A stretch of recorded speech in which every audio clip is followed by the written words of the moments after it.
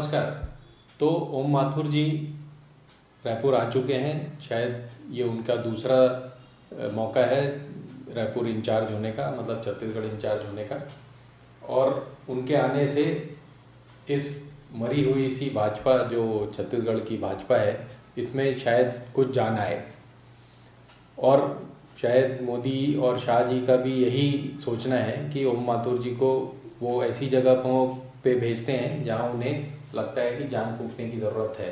जैसा कि उन्होंने उत्तर प्रदेश में 2015 के इलेक्शन के पहले किया था। और ओम माथुर जी ने इतना फर्स्ट क्लास जमाया था उत्तर प्रदेश को कि वहाँ पे अखिलेश की गवर्नमेंट गिर गई थी।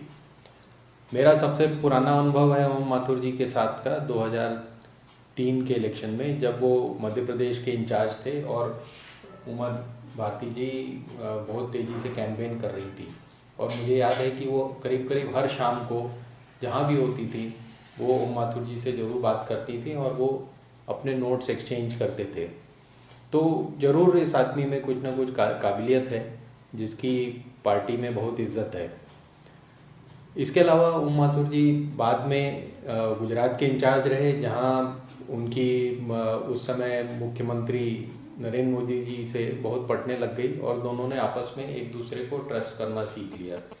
यही कारण है कि बाद में जब वो राजस्थान में वसुंधरा जी को हटाने की, जब वो मुख्यमंत्री थी, जब उनको हटाने की कोशिशें शुरू हुई तो उसके अग्रणी पंक्ति में थे ओम माथुर जी। और एक समय चर्चा थी कि शायद वो वसुंधरा जी को हटा के उन्हें मुख्यमंत्री बनाया जाए। वो हुआ नहीं, लेकिन ऐसा नहीं है कि इसमें ओम माथुर जी फेल हो गए। ऐसा कभी उनके साथ हुआ नहीं कि उनकी चालें गलत पड़ी हों। इसलिए अब बहुत इंटरेस्टिंग है कि छत्तीसगढ़ में क्या करेंगे वो आके। अटल जी के बहुत करीबी रहे हैं, तो हमेशा मृदुभाषी हैं, कम बोलते हैं और अपने ओपिनियन अपने पास रखते हैं। तो अब देखना यह है कि छत्तीसगढ़ में वो क्या करने वाले हैं। आपने देखा होगा कि पिछले एक महीने से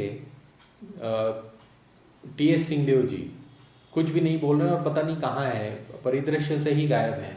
क्योंकि वह राहुल गांधी जी की भारत जोड़ो यात्रा में भी दिखाई नहीं दे रहे, जबकि बघेल जी और मरकाम जी वहाँ घूम रहे हैं उनके साथ। इस बीच में राजा साहब कहीं दिखाई नहीं दे रहे हैं। तो क्या अंदर कुछ चल रहा है कारोबार, या कुछ नई नीति बनाई जा रही है, या ये नीति और राजनीति दिसंबर तक इसके पत्ते खुलने शुरू होंगे। लेकिन यह तय है कि माथुर जी के आने से छत्तीसगढ़ की भाजपा को एक नया सबल मिलेगा। और लगातार ये जो चेंजेस हुए हैं, पहले जामवाल जी आए जो कि आरएसएस के प्रतिनिधि बन के आए हैं बीजेपी में और मध्य प्रदेश और छत्तीसगढ़ के इंचार्ज हैं। उसके बाद लीडर ऑपोजिशन और प्रदेश अध्यक्ष दोनों को बदला गया। और अब ये सबसे बड़ी चाल चली है जहाँ पे ओम माथुर जी को, जितने सीनियर वो हैं जो महाराष्ट्र, गुजरात, यूपी, राजस्थान ऐसे स्टेट्स में इलेक्शन जिता चुके हैं, उन्हें फाइनली छत्तीसगढ़ दिया गया है।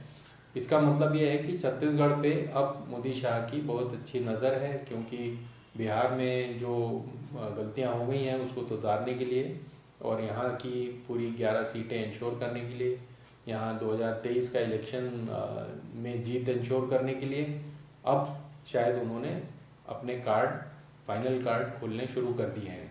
तो आने वाला समय बहुत ही इंटरेस्टिंग होगा। हमें देखना होगा, हमें हर 71 कांग्रेस एमएलए पे नज़र रखनी होगी, देखना होगा कि वो क्या क्रियाकलाप कर रहे हैं, उन पे क्या प्रेशर बनाया जा रहा है। हम देख रहे हैं कि अफसरों पे, माइनिंग ऑफिसर्स पे, आईएएस ऑफिसर्स पे, सब पे एक बेहतरीन दबाव है आईटी और ईडी का। और इसका क्या असर पड़ता है एमएलएस पे, कांग्रेस के एमएलएस पे, ये हमें देखना पड़ेगा। तो आने वाला समय बहुत इंटरेस्टिंग है। हमें टी.एस. सिंहदेव जी पर भी नज़र रखनी चाहिए और उम्मीद करनी चाहिए कि सुप्त राजनीति जो छत्तीसगढ़ की है उसमें कुछ लहरें उठेंगी। धन्यवाद। हिंदुस्तान जिंदाबाद।